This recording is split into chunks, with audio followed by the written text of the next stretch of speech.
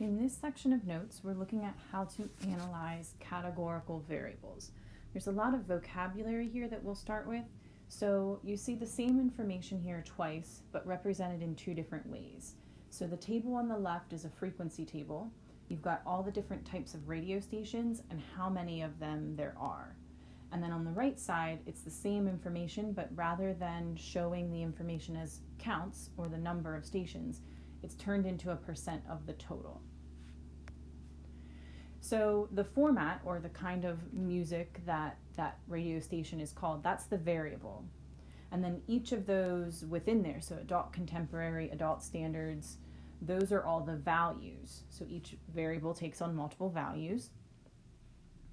And then the counts are the number of those types of stations. So there's 2,179 stations out of 13,838, which works out to 15.7%. We can turn these tables into visuals. So we can use a bar graph or we can use a pie chart as options for displaying categorical data. So a bar graph can either have the counts, like this one here, or on the y-axis I could possibly change those to percentages as well. Notice the space in between the bars. So there's also something that we'll learn about later called a histogram, where that's for something called quantitative data, and the bars touch each other in a histogram. In a bar graph, there's a space in between them for categorical data. Now, if you are switching percents, again, you can either change the y-axis and make this a bar graph with percentages, or you can also do a pie graph or a circle chart. When we go to make these, a couple of things just to be careful about. For bar graphs, try to make sure that the bars are equal in width. You don't want to have one bar wider than another bar for a bar graph. Also watch your scale. So you want to start at 0 and you want to have even spaces. So like if there's like 1 centimeter between the 0 and the 10 mark, then there should be another 1 centimeter between the 10 mark and the 20 mark, so you have equal spacing and appropriate scaling. Be careful about pictographs, because then you start looking at area and that starts to distort your image. Another thing you want to be careful about is that in a circle graph or a pie chart, you can only use data that came from one group.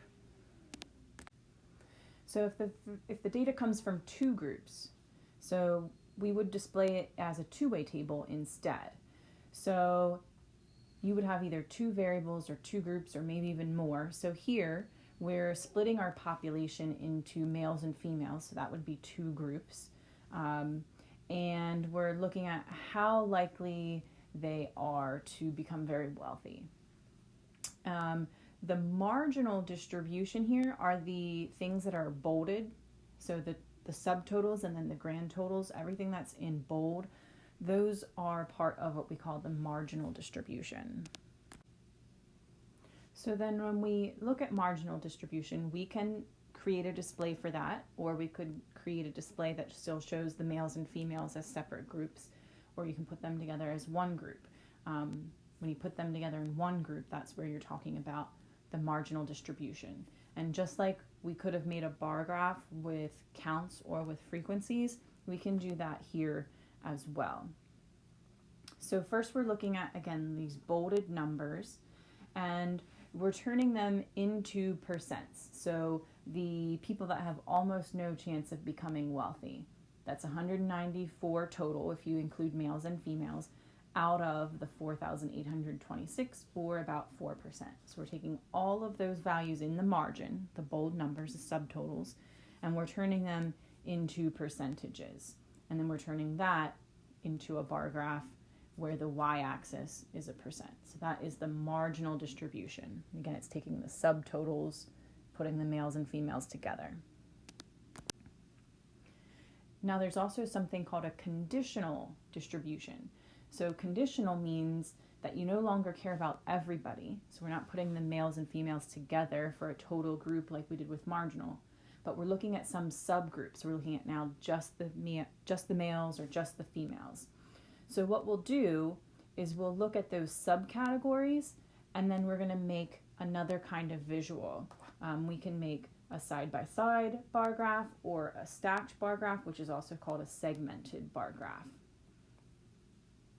So first we need to find our conditional distribution. So we're going to say, all right, now we only care about the males.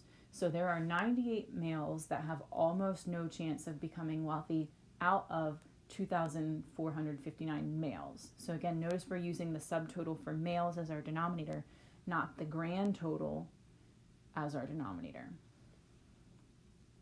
And then you do the same thing for females.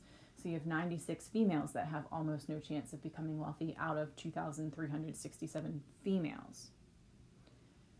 And then this is an example of a stacked bar graph or a segmented bar graph.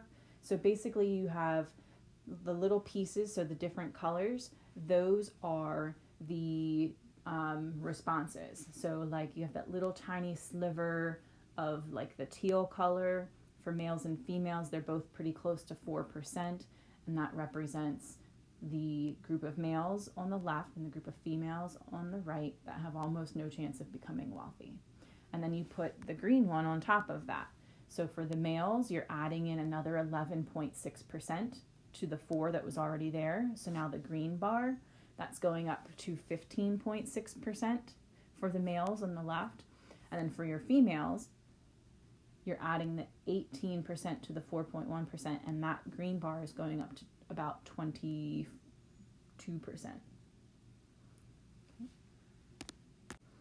Notice that all together, both bars go up to 100%. So you've got 100% of the males and 100% of the females. That will always happen in a segmented or a stacked bar graph like this. Now, one thing we like to use these stacked bar graphs to look at is to see if there's a relationship between two variables. So in this case, we might ask ourselves, is there a relationship or is there an association between your gender and your chances of becoming wealthy? So if there is a relationship, then the sizes of each color of the little piece of the stack, so the purple pieces would be the same size, the red pieces would be the same size, the yellow pieces would be the same size, etc. If they're all the same size, then that would be evidence to suggest that there is no relationship or there is no association, or that those two variables are independent. If the little pieces, so each color, if they look like they're different sizes, then that would be evidence that there is an association, or there is a relationship, or they are dependent, the gender and the likelihood of becoming wealthy. Now, just because there's an association, be careful with that. It doesn't mean that one caused the other. So you can't say that the gender causes the likelihood of being wealthy.